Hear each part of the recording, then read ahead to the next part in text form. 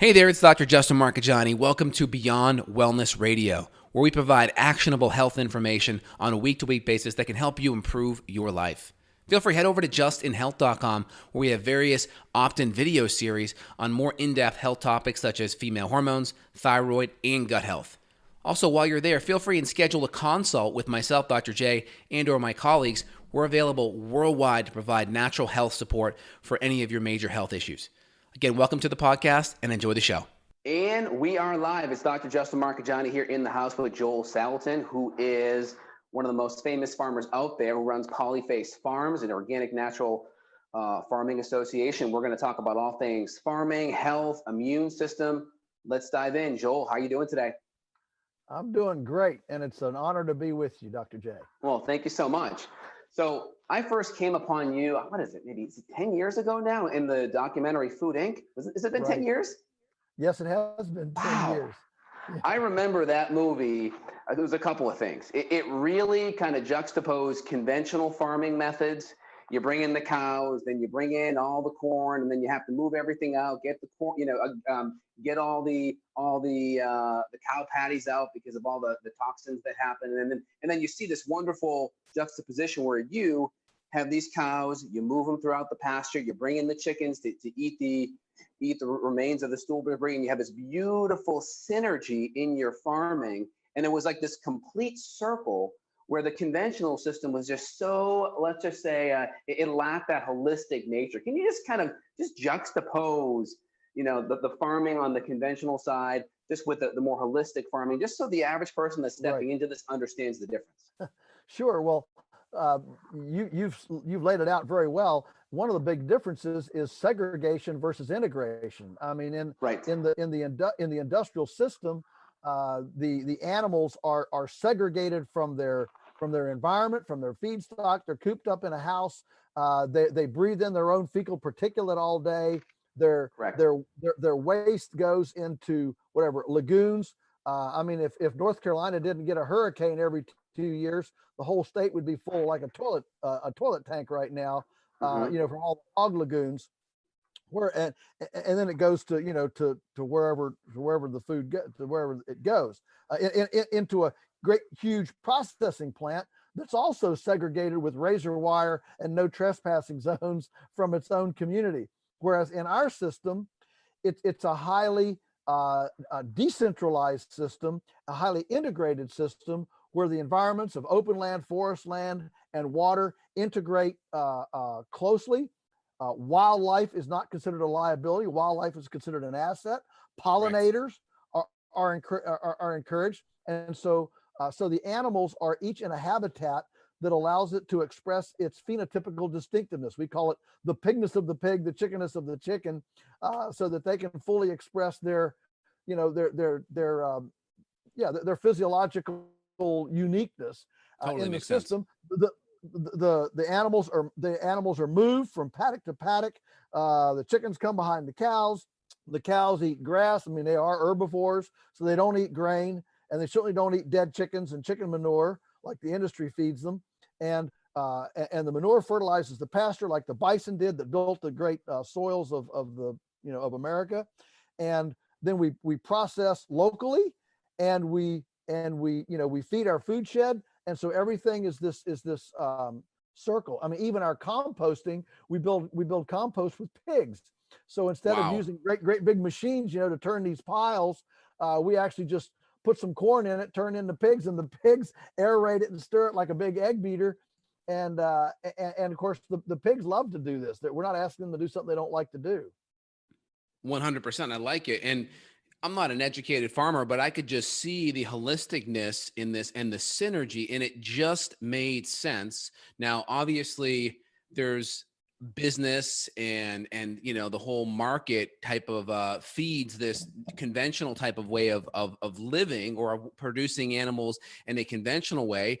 Is it possible to still make money as a farmer and produce food holistically like this, or is the profit motive just really change the direction in how farming's moving?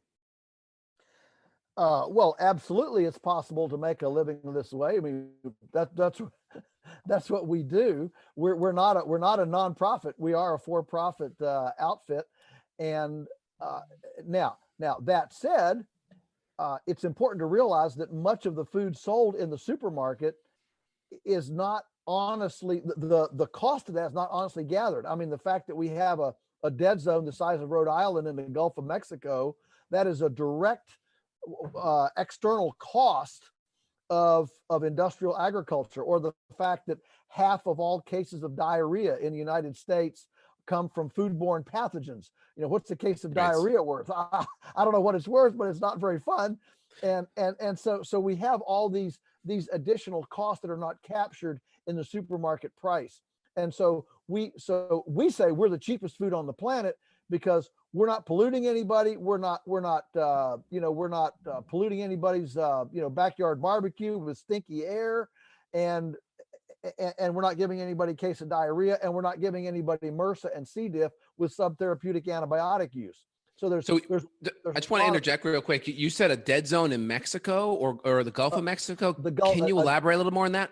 Yeah, well, the Gulf of Mexico, of course, is the ocean, and right now in the Gulf of Mexico, there's a dead zone, which is a toxic, where there's no oxygen and nothing grows, and it's the size of Rhode Island right now, and all those shrimp fishermen and fishermen and everything that made a living in that large area, there's no longer anything produced there. Oh wow, I didn't know that. Yeah. So I mean, it's big. I mean, it's the biggest dead zone on the planet right now, and I mean, not to mention many that are just internal. But no, that's a direct result of industrial chemical and runoff down the Mississippi. Oh, I see. So it's caused by the pesticide runoff, and it's creating a dead zone where just life can't happen because of all the toxic soup that's happening there, essentially. That's right. Okay. Very interesting. That's right. And you have really touched on it too much. I'll dive into. I want to get your thoughts on it. There is a inequality in regards to junk food being cheap, partly because of a lot of the government subsidy, right? $20 billion or so for wheat and soy. So when you throw that on, it's going to make these foods artificially sweet. So when you see the dollar menu, for instance, it's really not $1. It's probably orders of magnitude above that. Can you talk about the junk food epidemic with high fructose corn syrup, soy, all these refined processed foods, and how they're artificially cheap? Well, sure. I mean, the entire farm program, USDA program, is dedicated toward subsidizing, concessionizing, not only large scale enterprises to the exclusion of small scale enterprises, right? And amalgamation and centralization and all that, but also to certain products, certain crops.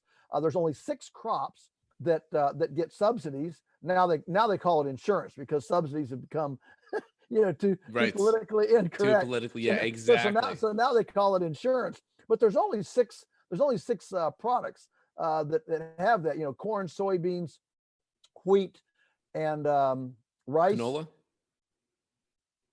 Not canola, cotton. Okay.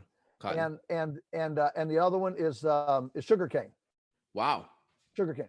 So those are the 6 crops that are officially in that that kind of, well, the old subsidy program, now the new insurance program, and so anytime you have incentives for just 6 commodities, guess what? You're going to get a skewed cost structure and an inordinate amount of production in those particular commodities. And so that's exactly what's happened. And of course, when you talk about junk food, you got to realize that that junk food is not necessarily less expensive than nutritious food. I mean, a Snickers bar, the price per pound of a Snickers bar is more than the price per pound of our grass finished beef, for example. I think I heard you once say this. I mean, you can correct me if I'm wrong. I think you were talking about your organic eggs versus the conventional eggs. And you're like, hey, yeah, this is twice the amount of cost, but do you know that the amount of folate in here is 20 times more? Can you talk about the nutrient density? And is that about correct? Is that number about correct from the quote from before in regards to the folate in eggs? Yeah. Well, so we participated with Mother Earth News magazine Yeah. in a study back, I don't know, 5 or 6 years ago.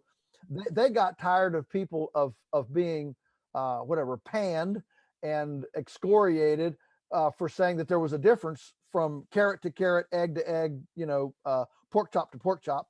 And so they said, well, let's do it. Let's take pastured eggs. Let's find some farmers and settle this dispute. And so they got 12 of us. We sent them to a lab, and they measured for 12 nutrients.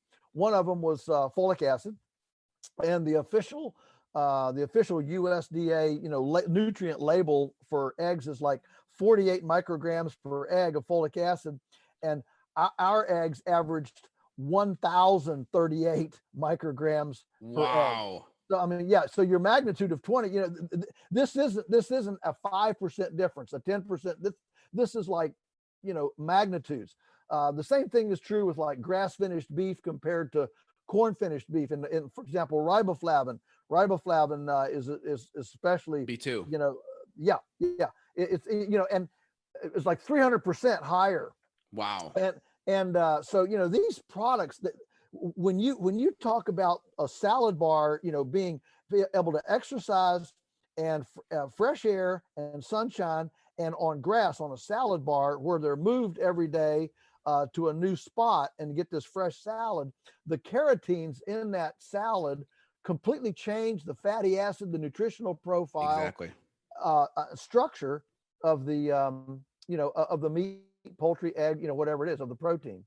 And this primarily just has to do with the fact that the cows are eating their natural diet. They're getting lots of greens. And then, of course, the greens aren't going to be laden with GMOs and pesticides.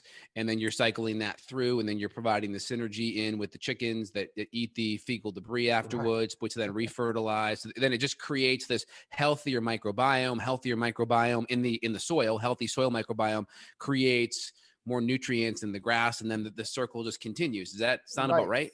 Well, yeah, you're in a ball. You're in the ballpark.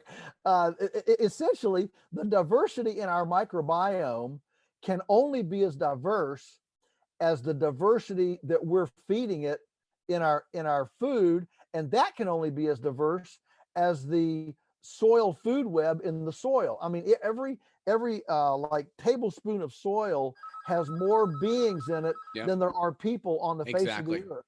And so if we reduced half of the soil bacteria, with chemicals and make it simplistic, and then we only do monospeciation of plants and animals growing on that soil, and then we send that into a sterile processing facility, and what comes out is sterile.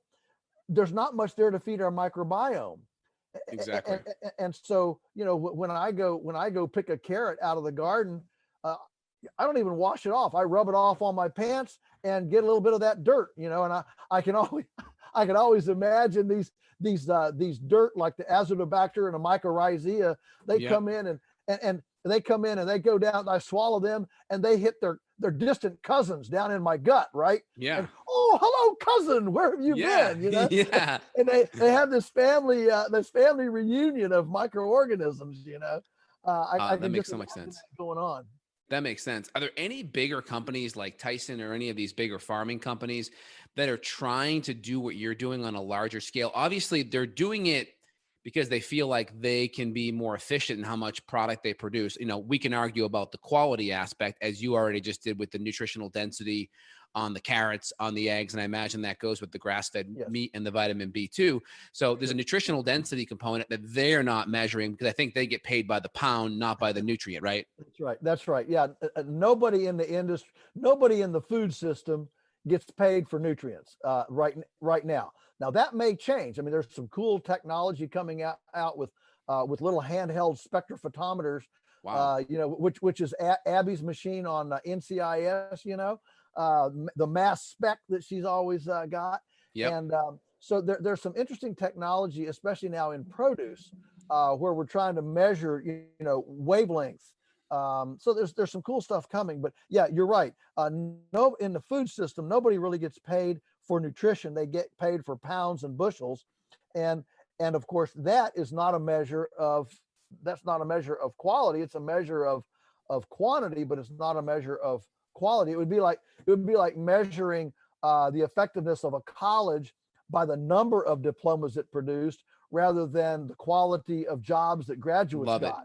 it. Great analogy. So essentially, we have a system that is really good at getting animals fat and big, which then they get paid more because of the weight, versus healthy and nutrient dense, which then provides more health to the consumers.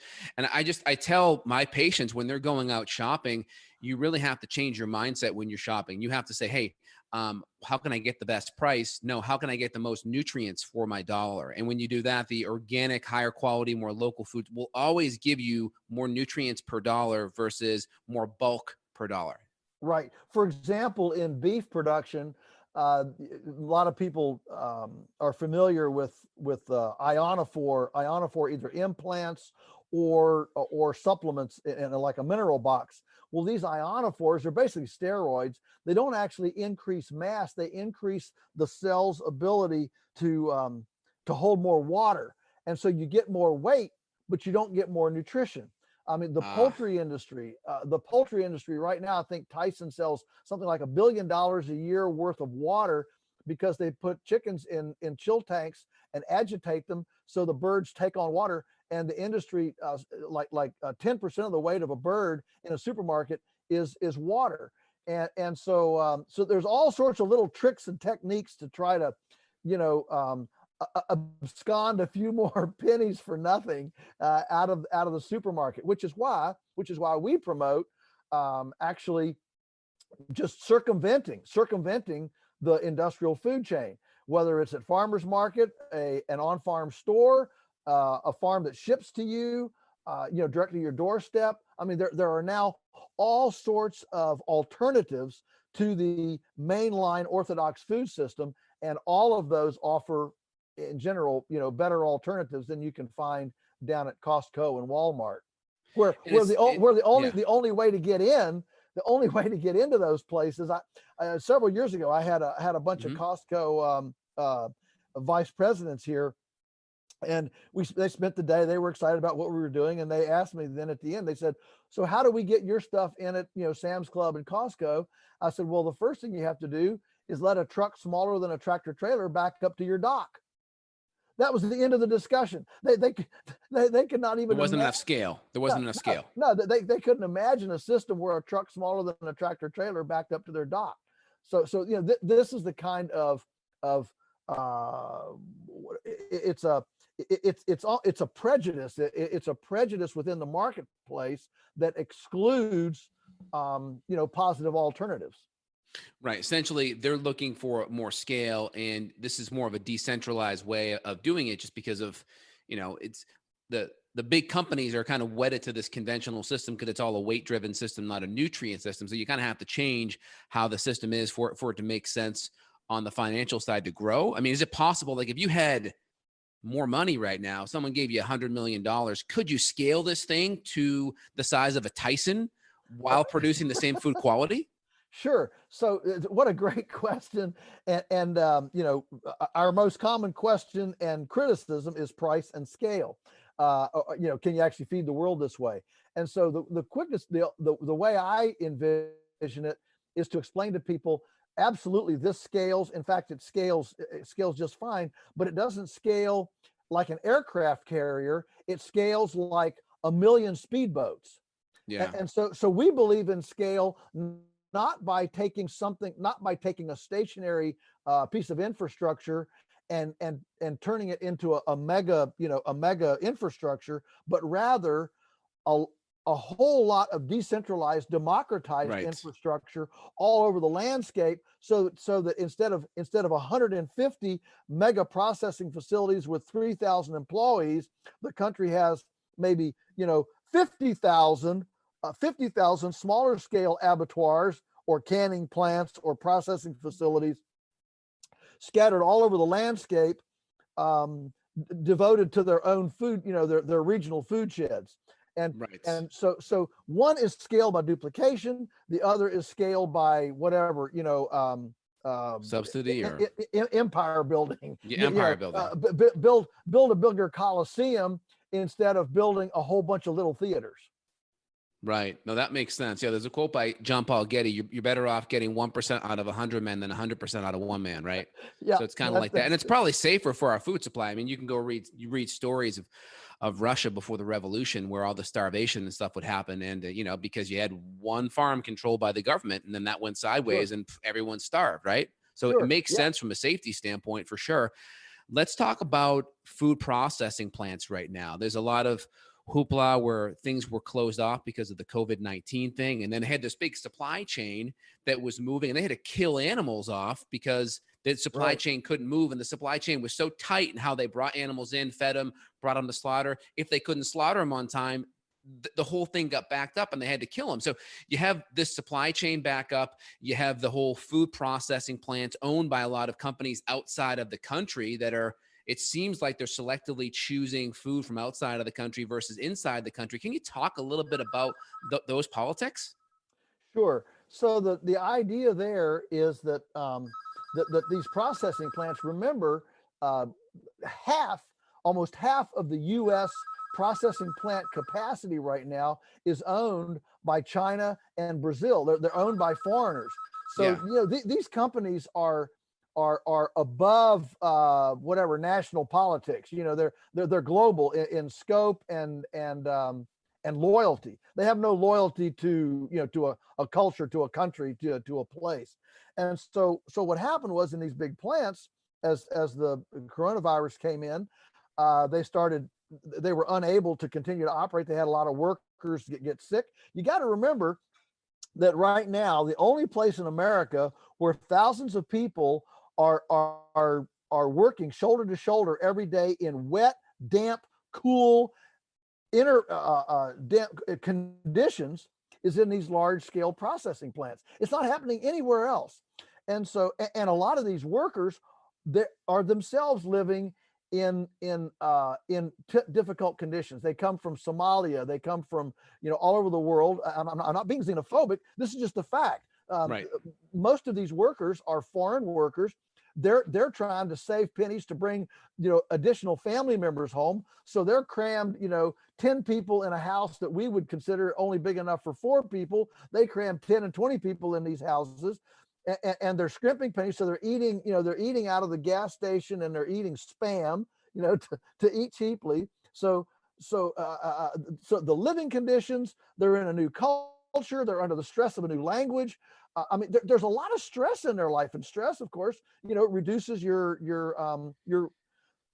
cortisols. Okay. And so then you become more susceptible. My point is that these huge plants are incubators for sickness, whether it's COVID or anything else.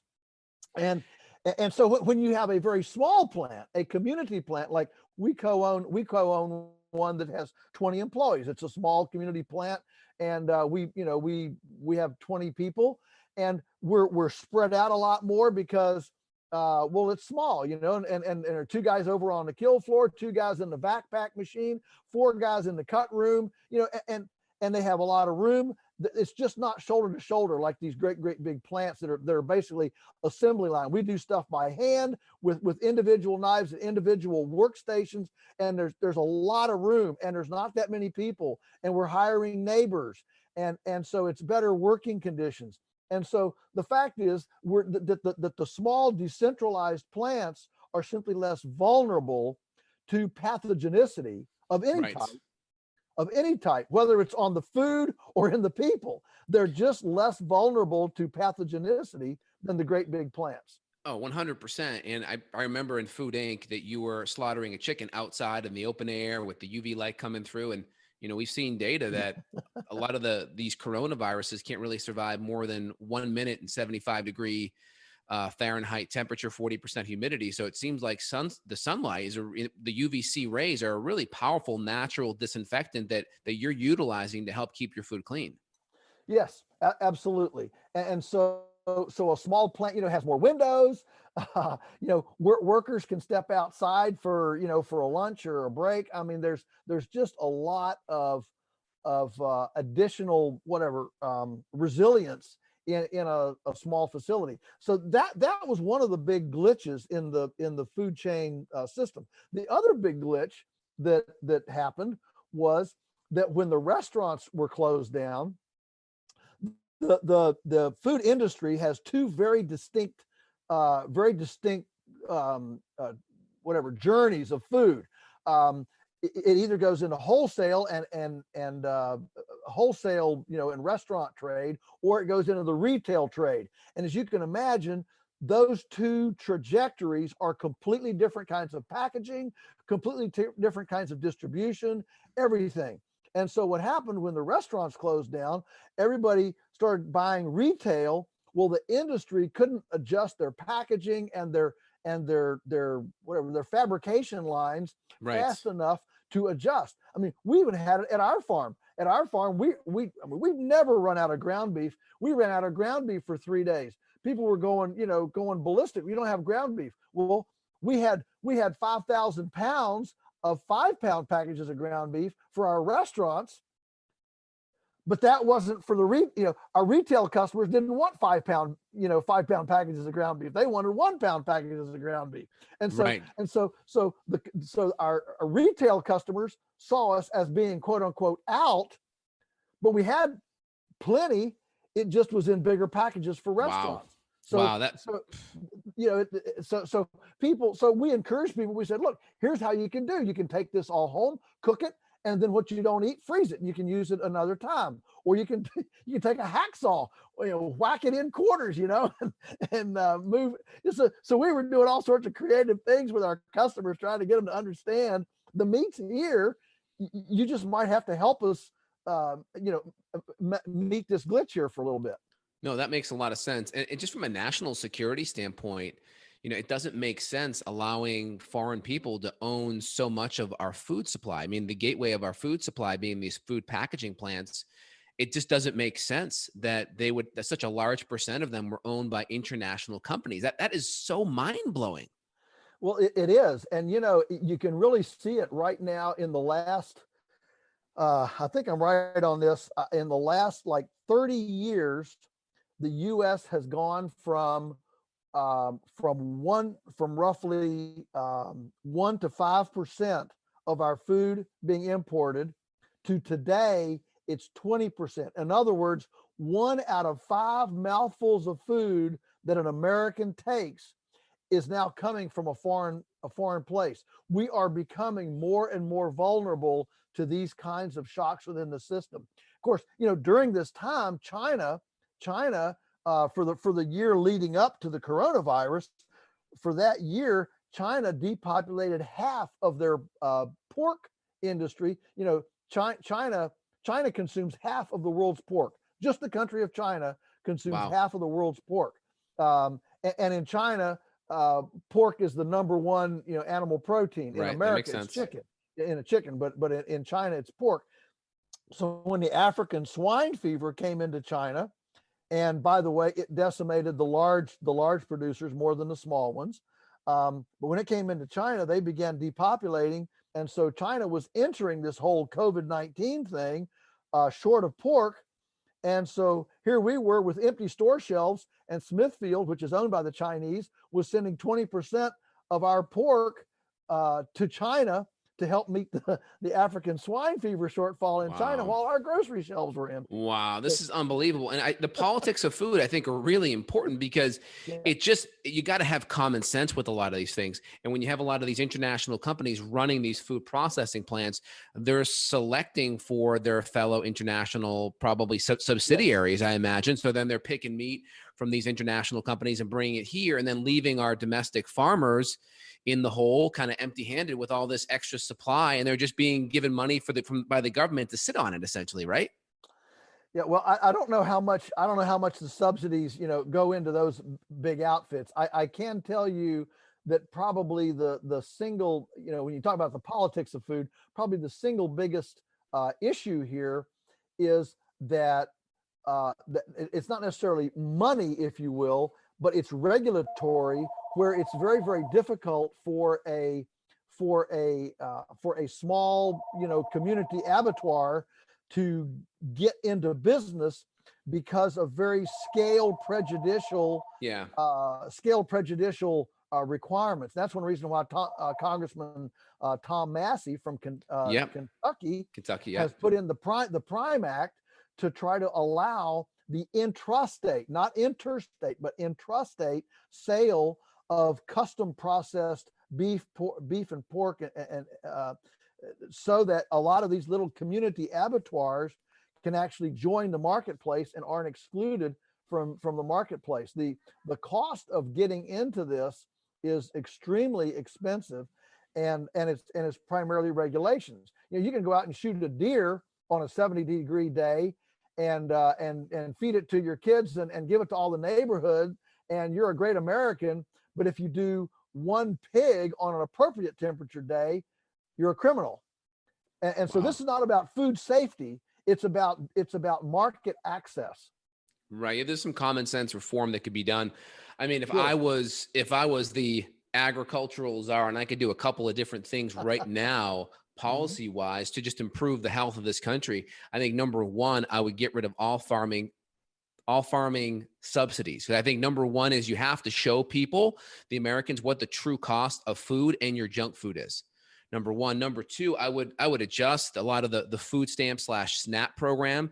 People that need foods, I think you give them a stipend to actually get the real food from their local farmer. So you actually get the real food, and you can't spend it on junk food and crap and sugar and anything else. Because I think if people need assistance, the worst thing we can do is give them crappy food, and then they end up being on more drugs, and then they're a drain on the healthcare system, because then you pay twice. And we know chronic healthcare is actually probably more like 10x, right? So I'd start with those first two things if I were to do anything, just to let the free market.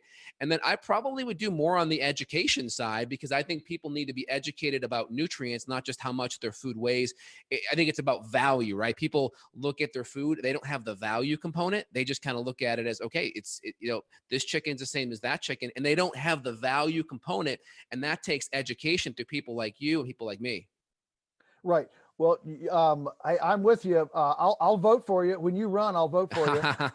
But yes, I agree with all those things. And in fact, one of the best ways to educate people is to actually put good food in their mouth. Most Americans have never actually eaten what we call nutrient dense, authentic food.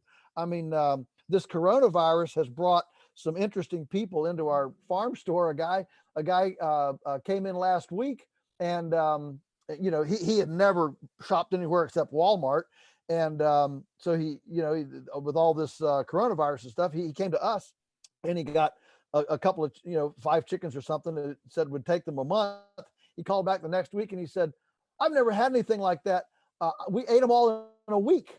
And what it was his body. It was his body telling him, "This is real nutrition. You need to eat this." Just like a little anemic 6-year-old came in with his mother. He's a little itty bitty little child. Mother said, "Oh, he's such a picky eater. He won't eat anything."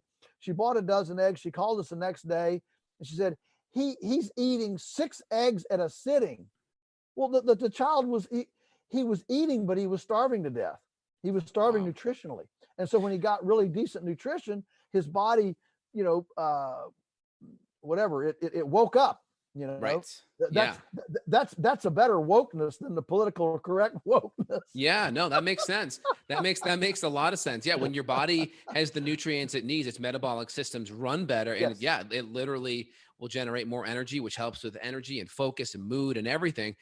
Now, I'm just curious to get your take. I mean, I'd lecture my patients on whole food and how animal nutrients, animals bioaccumulate plant nutrients. So when you have the vegan vegetarian argument versus being able to eat whole food, healthy animal products, number one, the argument tends to create a straw man. The first argument is it tends to create all meat as conventional junk food, McDonald's meat. And I think we have to be able to differentiate that.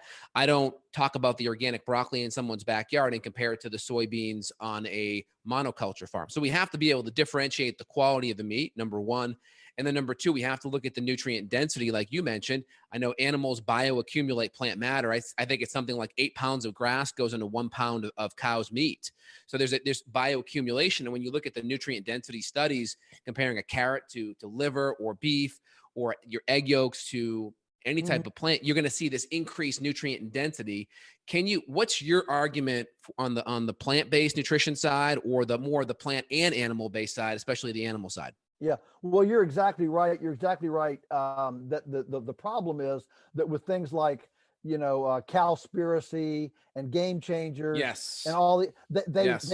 they refuse to differentiate that there can be a better way to raise a chicken or a cow than a poorer way to raise a chicken or a cow. I liken it to this. It's as if you and I, let's say we live on Pluto. We look down at the Earth, and Pluto says, hey, that's an interesting looking planet down there. I wonder what their education system is.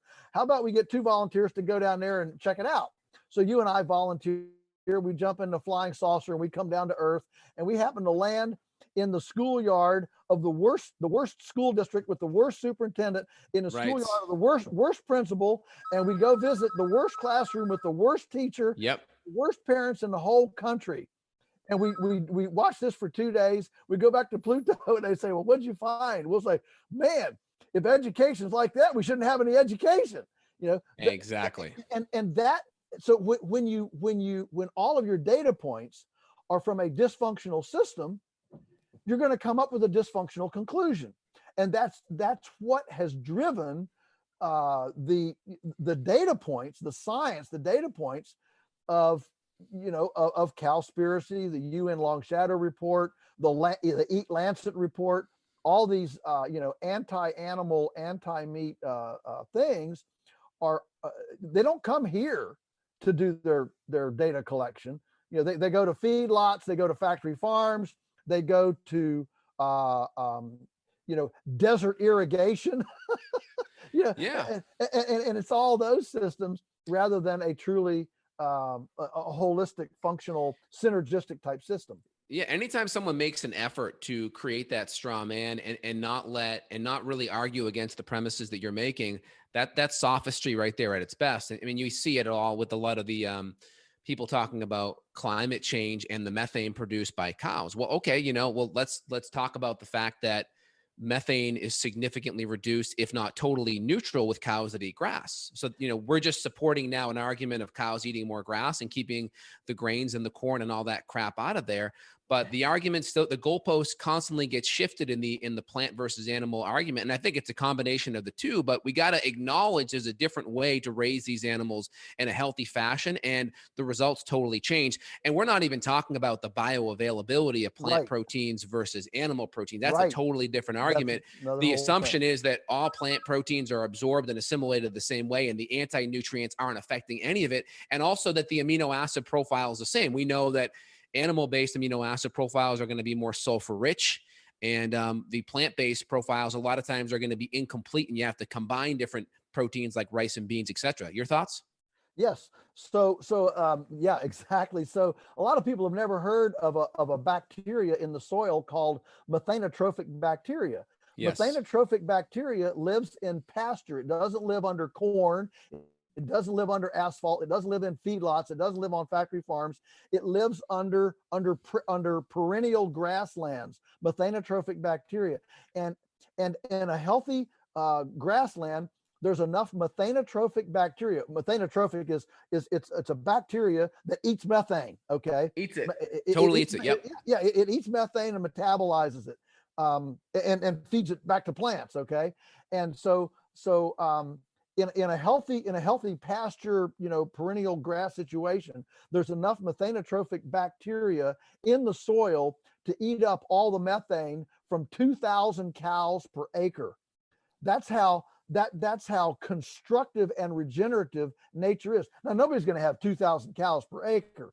The point is that nature has all the mechanisms necessary to make sure there's no waste stream, that everything has a place of reconstruction and regeneration.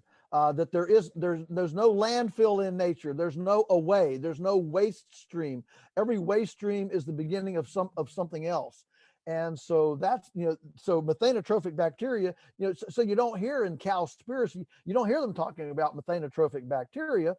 They just talk about, feedlots and factory farms and things. And so, it's important to understand that there's a lot in the system that they're not talking about, even to the point that how much water it takes to make a T-bone steak. Well, they don't measure the urine that comes out of the cow or the bacterial exudates of the biomass. When healthy biomass exudes bacteria, that's the number one coalescent for water vapor in the atmosphere. Water vapor can coalesce around ice particles. It can coalesce around little pieces of chemical, or it can coalesce around bacteria. 90% of it coalesces around bacteria, and bacteria just is exhaled by the biomass, trees and grass and shrubs and things. And so when a cow stimulates through proper grazing management, when a cow stimulates biomass production in the forage, it actually comes alive with additional exhaled bacteria that allows the clouds to form, rains to come, and stimulates water. I mean, this is all out of Walter Jenney from Australia, probably the world's foremost climatologist, climate change guy, talking about how atmospheric moisture is the Earth's radiator. And the problem is that none of these climate changers are talking about how do you replenish the radiator of the Earth. You replenish it with biomass-induced bacterial exhaling from the plants. And how you do that is with the proper animal pruners around the land, not continuous grazing, not overgrazing, not desertification, but proper animal management to stimulate the abundance of the biomass on the landscape. Can you just re-say that like in 15 seconds again? It was a lot. I want to be able to connect those bullet points because there was so much said there. Can you just kind of reiterate that a little bit more succinctly again? Okay, so moisture in the air, water droplets condense. They condense around ice particles. They condense around little pieces of chemical like cloud seeding, and they condense around bacteria. Their favorite one, and the one that's most conducive, is the bacteria. The bacteria comes from the exudates of biomass, green material, vegetation. Got it. And so it's the vegetation that stimulates the condensation that makes the clouds, that helps to create functional water, water cycle, hydraulic cycles in the world. And is this vegetation, the vegetation that's coming from the cow's actual food that they're eating on the grass? Is that where that vegetation's coming from? Yes, because if you don't prune biomass, then it tends to become stale and dormant and doesn't. I mean, a grass plant goes into senescence. In like 60 days, a grass plant goes into senescence. Wow. So if something doesn't come along and prune that grass plant, it turns brown. And the bioaccumulator, the photosynthesis stops. And so it's the herbivorous pruner, and that's why the planet has so many herbivores: zebras and elephants and llamas and alpacas and caribou. The reason for all these herbivores is to keep this vegetation freshened up, like pruning an orchard or pruning a vineyard, to make it functional. So the problems associated with domestic livestock and herbivores is not the problem with herbivores. It's the farmers and ranchers who manage them incorrectly to not allow them to do the job they were supposed to do as freshening up, pruners. It's excellent. There's such a holistic cycle, and everything is affected. Everything affects everything, from the soil to the plants to the cows to the atmosphere to the gases being produced. And I always tell my patients, old foods can't cause new disease. And I don't think new farming methods will ever beat the old farming methods that have always been there, because it's just the closer you are to Mother Nature, it seems like that's the better way to do it. Well, that's for sure. And nature always feels, we believe here at our farm that nature's default position is fundamentally wellness. And whereas in the industry, they consider the fundamental default position as sickness. So we've got to make pharmaceuticals and drugs and GMOs and all these things to override nature's propensity towards sickness. Whereas we believe nature's fundamentally well, and if it's not well, my first question is, what did I do to mess it up? What did I do to override the immunological terrain? And so we've actually, I've actually co-authored a book with Dr. Sina McCullough. It just came out 2 weeks ago. The title is Beyond Labels, and it's all about going beyond, beyond just the labels in food, and understanding how food's produced from a practical standpoint. How do we make food decisions, proper food decisions, and get beyond just being stuck on paleo, keto, organic, whatever it is, but moving and labels of sickness. I have this, I have that, but just going all the way beyond labels in life. And I would encourage folks to see it. And it's written like a dialogue from a farmer and a PhD. So it's so it moves. When you get tired of me, you get her, and when you get tired of her, you get me. I love it. That makes so much sense. That's great. And on the conventional side, you see grades like select or choice or prime, right? How does that correlate to your meat? Like, where does your meat kind of plug into that typical grading system? Obviously, that grading system doesn't, I don't think, look at the hormones, the antibiotics, the grass-fed or grass-finished nature of that. Can you talk about that grading system and compare it to kind of where yours plugs in? Sure. So that grading system was started in the early 1900s, when everybody was using candles, tallow for candles. And so the grading system was developed so that the fat content could be measured, because cattle received way more value if they had enough tallow to make candles. This is before electricity. And so the select, choice, and prime, that whole grading system has nothing to do with nutrition.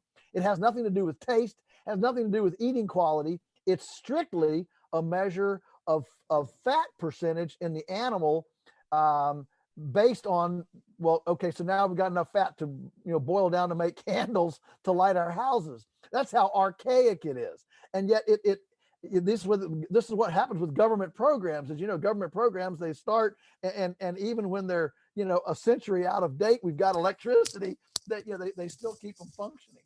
One of the things with eggs, for example, you get a carton of eggs that says grade A large eggs. I've got having trouble with my bud here; it keeps falling out. When you get a carton of eggs that says grade A large eggs, well, what does that mean? It has nothing to do with nutrition. It only has to do with appearance and the size of the air cell and the viscosity of the albumin, but it doesn't have anything to do with. But people, they see this stamp of grade A or whatever on an egg, and they think somebody has checked it for salmonella or campylobacter or something. But nobody has checked them for any of that. It's strictly an aesthetic grade in the market, so that we don't get crinkly and extra long or extra fat or whatever eggs in the marketplace. And so this is one of the reasons. This is what Sina and I bring out in our book, Beyond Labels, is some of this background stuff. People look at these labels and they assume it means all this. I mean, like that somebody is checking all these unpronounceable things. Doesn't the FDA check monosodium glutamate? No, it's generally regarded as safe. GRAS, grass. And GMOs. Who's checking GMOs? Nobody. They're considered equivalent to non-GMOs, grass. Generally regarded, I think it is. Generally regarded as safe. You know more about that than I do. You generally regarded as grass. And so there are hundreds and hundreds and hundreds of unnatural fake compounds in our food that, if they get grass designation, nobody checks them. Any company can add them to food without any check whatsoever. I mean, and there's no real safety studies behind it or anything. No, there's no safety studies behind it or anything. And so many of these stamps and inspections and labels, they they have nothing to do with nutrition. None of these labels has anything to do with nutrition. And I think if you and I could get all the listeners here today to understand that none of the labels has anything to do or measure either A, nutrition, or B, pathogenicity. They don't measure antibiotic residue. None of this stuff. That all of the things. Here's the thing: the thing that consumers fear, the things that worry consumers that they would like to know, none of that is on the label. Exactly. Exactly. I mean, the toxicity, the drug residue, the GMOs, the nutrient density, maybe even mycotoxins. Exactly. The nutrient density, which is the most important thing. And that kind of comes back to one other thing that, I first learned about in the documentary where I first found you, Food Inc., was, I think it was Michael Pollan was talking about it, is that the percent of our income that we spend on food today is about 8 or 9%. It used to be 15 to 18%. So we used to prioritize a lot more of our income to food quality. And that prioritization has shifted. And of course, the disease management and all the drugs that are being taken, I think directly correlate with the lack of investment in our food quality. And then we end up investing in drugs on the other side to kind of balance out the other end. Absolutely. 30 to 40 years ago, the average American spent 18% of their income on food and 9% on healthcare. Today, we spend 9% on food and 18% on healthcare. Those numbers have completely inverted in the last 30 to 40 years. That's truly profound. And in fact, that inversion really accelerated in 1979 when the U.S. I call it the U.S.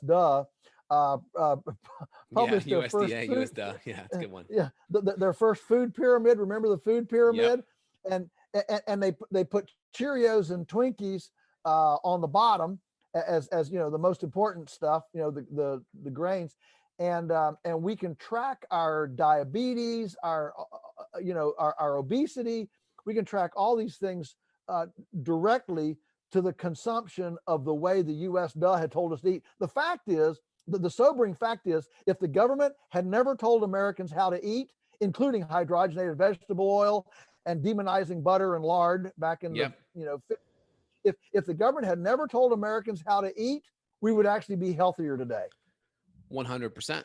Because special interests lobby and they get their piece out of that food pyramid or that my food plate. And the recommendations are based off of financial interest, not about what makes us healthy. Absolutely. Yeah. That's it kind of goes back. I think people need to look at it from this perspective. Old foods don't cause new disease. And if you kind of go into it with that kind of model, that gives you the foundation to move forward for sure. Right. And a kind of a corollary to that is that we didn't get this pandemic because there was a lack of a vaccine. It's not like a sickness fairy floated over the planet and said, let's see, what are they lacking down there? Oh, they're lacking a vaccine to COVID-19. So we're going to sprinkle some of that down there. We didn't get this because we lacked a vaccine or lacked something. It's always a result of some sort of mismanagement or misapplication of things. And nature doesn't like vacuum. If you're not getting enough good bugs, they're going to put in some bad bugs. Nature doesn't like a vacuum. So nature's going to fill the void with something. So if you're eating junk food and if you're drinking Coca-Cola instead of good water for that matter, nature's going to fill that deficiency in your cell structure. 100%. And also I saw a study recently because how vaccines work is they're stimulating the Th2 branch of the immune system that makes antibodies. I saw a study talking about the Th1 branch of the immune system and how other coronaviruses that we've been exposed to in the past, our Th1 immune system has kind of been primed. So a lot of the high amount of asymptomatic cases, these are people that get the infection, show no symptoms, are infectious maybe for a week, but then develop antibodies long-term. A lot of the reason why they were asymptomatic is because they have a Th1 immune response to the virus. And the Th1 is like our natural killer cells, right? This is like in the Army, this would be like the Navy SEALs or the Delta team. These are the first responders to go in first.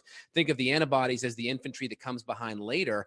So you take a vaccine to increase the infantry, but the Th1 immune system, which is typically ignored, it part of good health, good nutrition is going to help increase that Th1 immune response. And that's part of the immune system we totally forget about. Well, absolutely.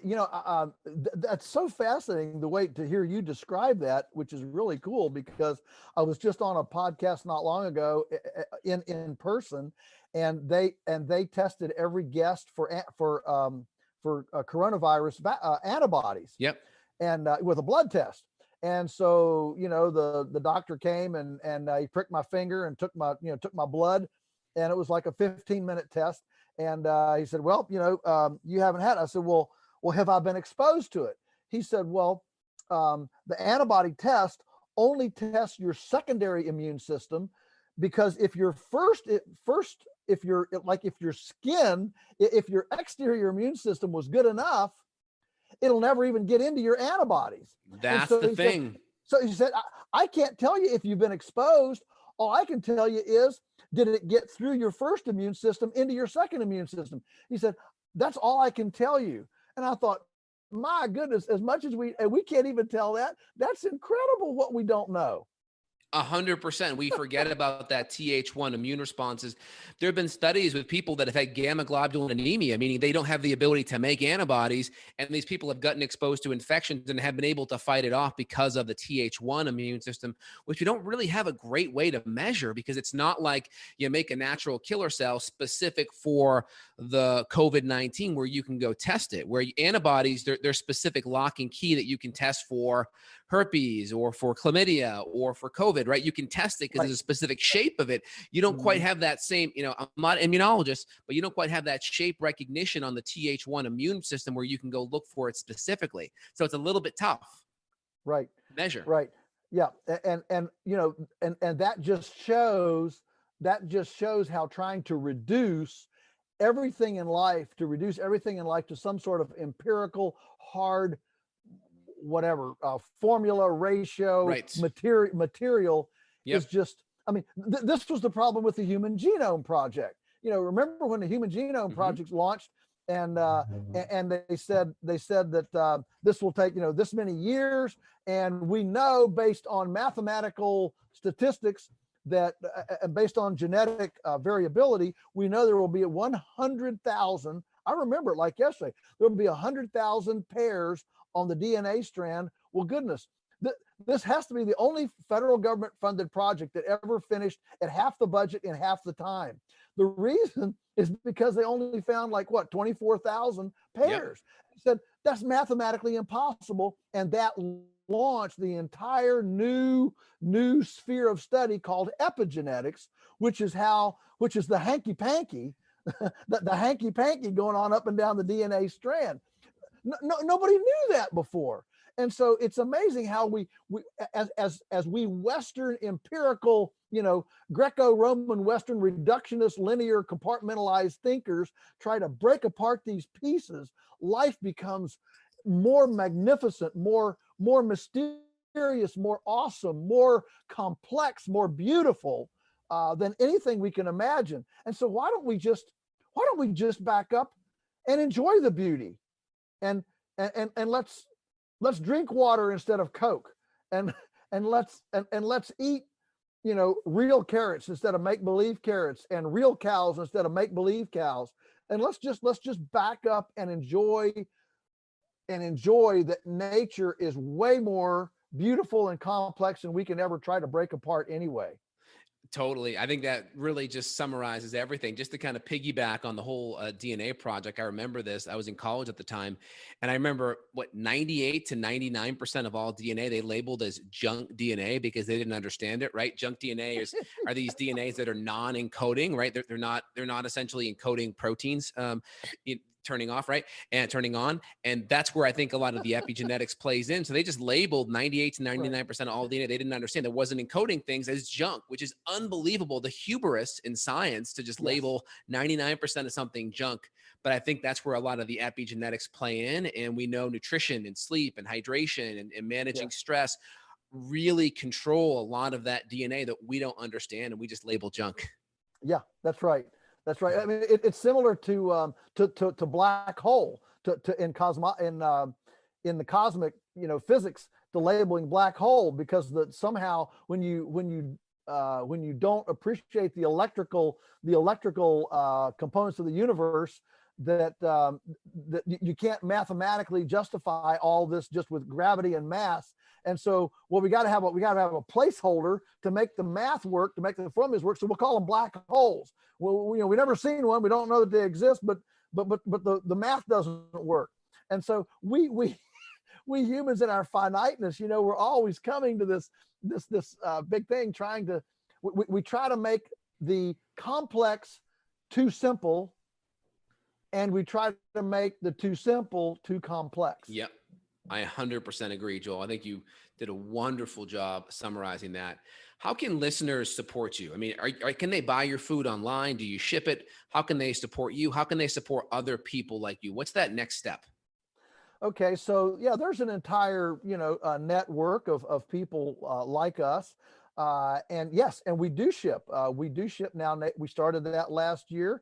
We ship nationwide. So yes, you can call us up. And now I'll tell you right now, we're struggling to keep up.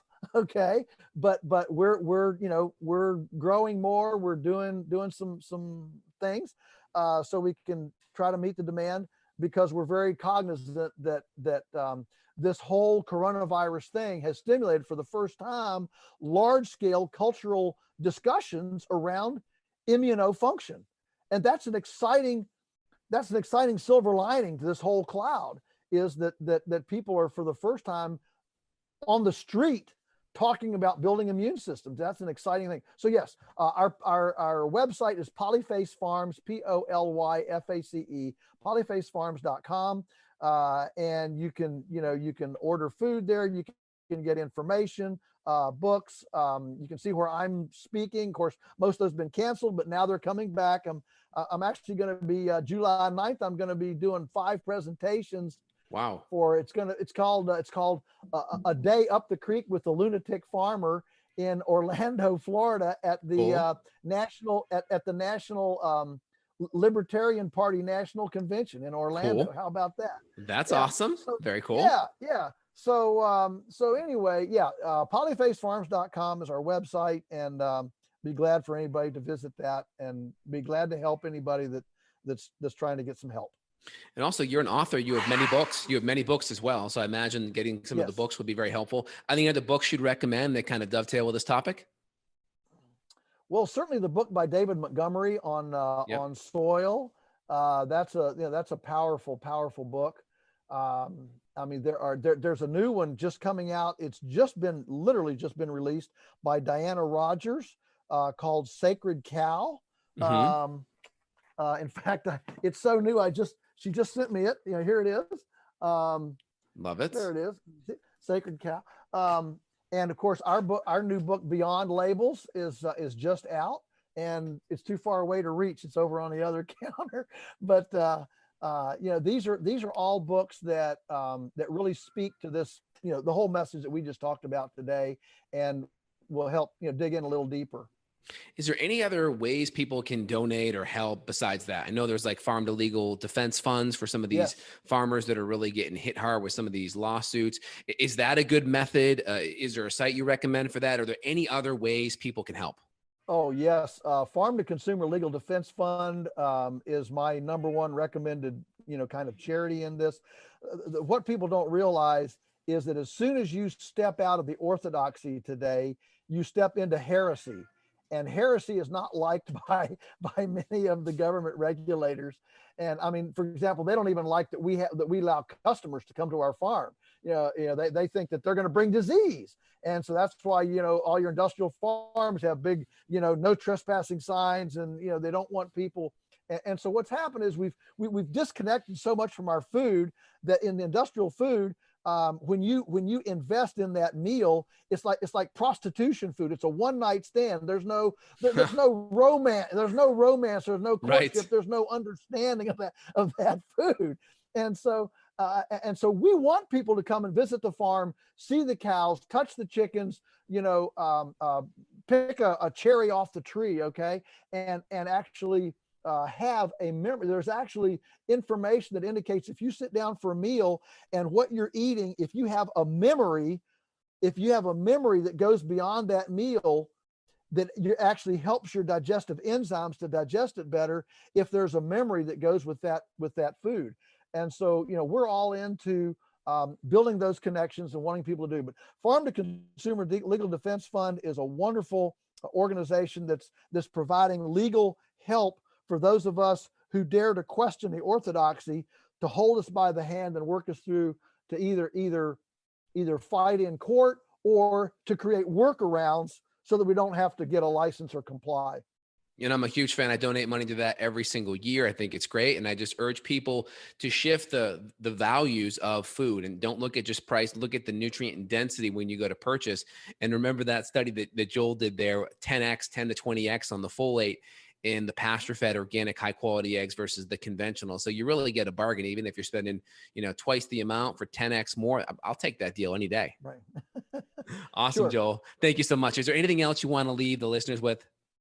No, you've been a delight. I think we're two peas in a pod here, and I can't thank you enough for taking this issue and for giving me an additional platform here. And just bless you for what you do. We need 1,000 like you.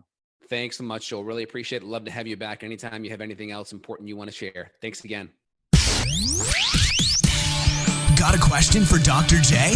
Go to beyondwellnessradio.com and click the questions button. Then tune in to hear the answer. Also, if you like the show, click below to review us on iTunes. For more Beyond Wellness Radio, go to beyondwellnessradio.com.